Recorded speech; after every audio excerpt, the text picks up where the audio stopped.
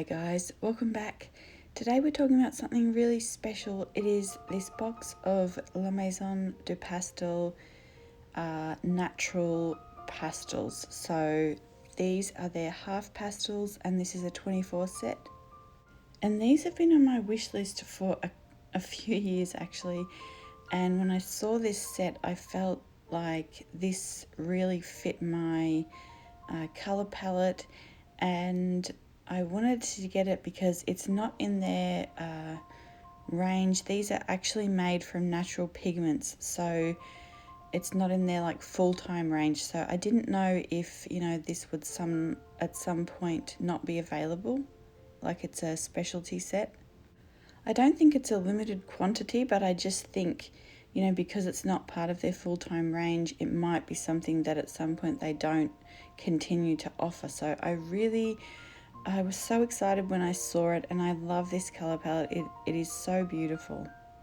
And we have the powder blues, mint greens, olive greens, like the French ochres and Sedona type colors I like, the violet earths and some soft sort of purpley pinks. So I'm really loving it.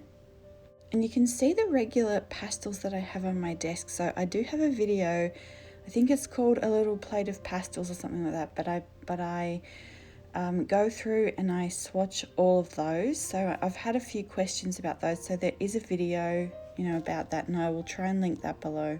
And this little plate is mainly full of Diane Townsend pastels, and I got both of these from the Fine Art store, so I'll also link that. And in that other video, you'll see that I used a few Sennelier pastels I had gotten for my birthday with water over the top of them, and how beautifully the water created the sort of finish on the pastel. So since then, I've been in the background, I've been collecting a few sort of colours for a colour palette, and then some neutrals and shimmers from the Sennelier line, because I have a few projects and a few artworks that I have in mind that I would like to try out, and so I thought that these pastels would fit perfectly within that as well. So I will do another video swatching out the entire 24 colours set. Today we're just going to swatch a few of them, and I just wanted to try them against the Sennelier ones and just see how they felt to use, because I always get questions, you know, how do they feel? Do they feel buttery or things like that? So we're going to test out a couple of these La Maison ones, a couple of the Senneliers, and a couple of the Diane Townsend, and I will kind of explain that and explore that a little bit more with you. So I am going straight for this beautiful pale lilac in the set here, and it's super gorgeous. So I'm not a pastel artist, and I guess the thing that I will show you through this video is that I'm bringing my love for watercolor to pastels.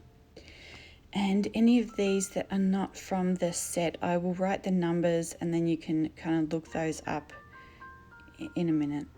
So I've always loved pastels, and I was collecting them even before watercolors. I really just always found them really inspiring, as they're kind of like a little artwork in themselves. So, you know, even without using them, I've just always loved having them there to inspire me. And then I watched a video where someone was using them with water and in sort of mixed media pieces. And so that really piqued my interest, and in the video, the other video swatching the pastels, I put water on them all to kind of see how they would perform, and the Sennelier ones were really beautiful. So they created this kind of matte satin velvety finish where most of the other ones were streaky, and I will show you that as well. But you will see in a minute the magic that happens when I put water on these La Maison ones. So it is super gorgeous. But before we get into all that, let me just explain a little bit how they feel. So I've been thinking about this all day. I'm not really sure how to explain it. But so the Sennelier ones feel very buttery soft. The Diane Townsend ones, it depends actually which one you get. Some feel buttery soft and some feel a little bit more toothy. And the La Maison ones I've heard described as toothy, but they're It's far more sophisticated than that and more complex. So these are the most expensive pastels you will ever find, and that is why it's taken me 3 years to actually, purchase some. But when I first, just in this video, when I first swatched it, I wasn't sure what to expect, and it's almost like, so the difference between the Sennelier and the La Maison ones are more like a Lindt chocolate, where you got the really soft, silky, smooth chocolate, and the Ferrero Rocher, where you've got a little bit of the crunch, but still the beautiful sort of hazelnut praline adds to the chocolate. It's almost a little bit like, those beautiful limestone French doors in Paris with all the ornate carvings. I love them so much, and it's almost like you are using some of that limestone to create the artwork. I don't really know how to explain it. Like, it's not buttery soft, but it's not, you wouldn't call it grainy or toothy. It's something really special. And you'll see the absolute beauty of them for the way I'm going to use them when I put the water on them in a minute, and how they just create beautiful, beautiful washes and kind of intricate granulation and all kinds of things. So I was first attracted to these because of the really gorgeous story around them. Henri Roche was I think he was somewhere in charge. I'm not sure if he was the first owner. He had 3 daughters, I think, with none had children. And then I think it's his niece or a grandniece that's now in charge. I'll see if I can find the article and link it. And so they make the pastels, they're handmade in Paris the same way they were, back in the day. And they worked with a lot of artists at the time, contemporary artists for that time, to figure out what they wanted from these pastels. So you can imagine they're the top premium quality, that any artist could desire. And like I said, these are super expensive pastels, but you can get sets. And I'm going to link to a couple, so you can get like box sets. Like, there's a box set I've had my eye on before this one, and it's a little wooden box with 5 pastels, and they're iridescent and gold pastels. But anyway, so this one is a Sennelier one that I'm doing here, and you can see it, of course, it performs beautifully. And then look at this one. This is the La Maison one. And so, like I said, these are not available in their regular range. They're only available in this natural set. But wow, it is so beautiful. So it's a little bit like a violet hematite, but it's just so much more complex and just stunning.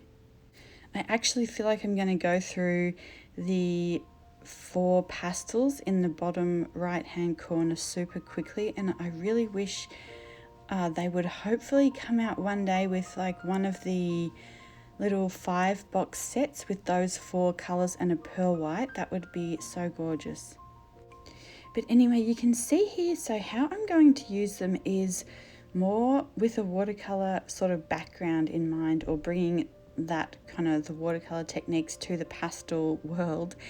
And I will be putting some gum arabic in my water cup to kind of help hold that together, and to put help adhere that to the page.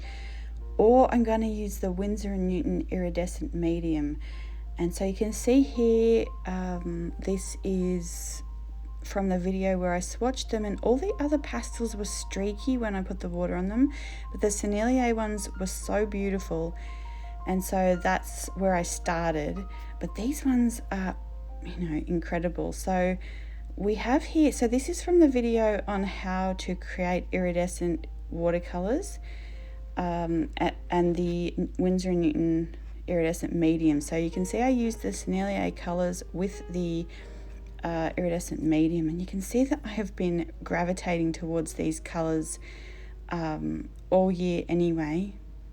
This is a little limited palette that I put together. So if I just, took a small limited palette out painting, I wanted to try and get to 8 colors that I thought would you know, really that I could work with, and they would really represent a colour palette that I love, and that I could mix quite a few things from them. And I think you can see it's kind of an extended version of that range. So needless to say, I'm really happy with these. I know, you know, sometimes you're not sure, and so if you kind of splurge on something and then it doesn't quite work out right, you can see the color palettes even like on my desk there, but you know, when you're kind of not sure if you kind of should splurge or not. But wow, I'm so happy with the quality of them and the beauty of them. One of my goals next year is to create some artwork. So, you know, it's taken me, you can see even the same sort of color palette there, even the squirrels providing the neutrals. But I really want to create some artworks next year. You can see even here, these were my handmade watercolors, and it's still a similar palette.